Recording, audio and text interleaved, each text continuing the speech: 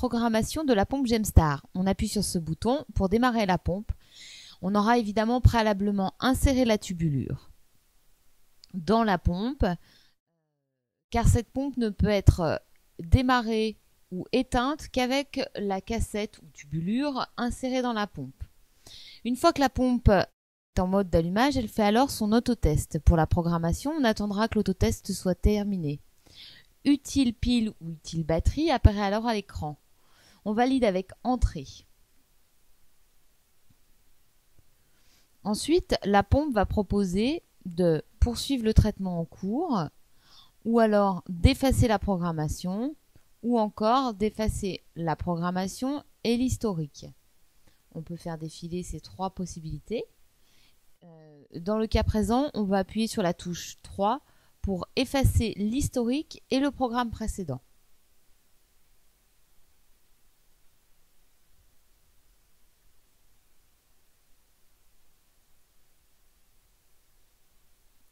La pompe va ensuite nous proposer différents modes de programmation que l'on peut faire défiler encore une fois.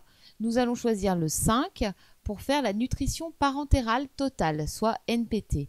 Elle propose ensuite différents modes. On choisit le 1 pour de la nutrition parentérale continue. Ensuite, elle nous demande le volume. Dans le cas présent, on inscrit 1000 à l'aide du clavier. On valide avec Entrée. Puis la pompe va nous demander le temps de perfusion, soit 12 heures. On valide ensuite avec Entrée. Elle nous demande ensuite un débit MVO pour maintien veine ouverte. On va choisir de mettre 5 ml par heure de maintien veine ouverte. Ainsi, en fin de perfusion, on évitera le risque d'occlusion. On valide avec Entrée.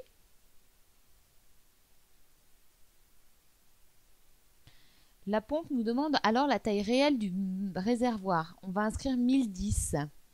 Ainsi, le matin, on aura une marge de 10 ml, soit 2 heures de sécurité. Ensuite, elle nous propose donc 3 modes de détection d'air. On choisit 2 pour 2 ml, ce qui évite des alarmes intempestives. Elle nous demande ensuite une revue de programme. Il faut appuyer sur la flèche afin de faire défiler tous les paramètres enregistrés dans la pompe.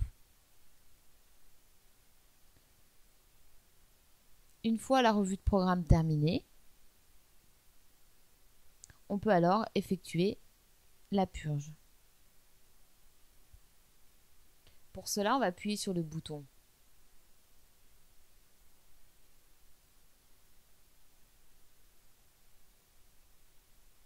purge. Puis elle nous demande si on valide la purge. On appuie sur Entrée. On peut alors déclamper la tubulure, puis on maintient le doigt appuyé sur purge jusqu'à voir la goutte arriver à l'extrémité de la tubulure.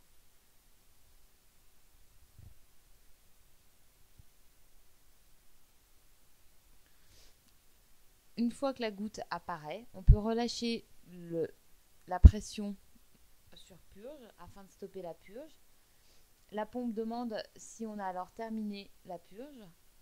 On appuie alors sur Entrée et on peut ensuite débuter la perfusion une fois qu'on a connecté le patient.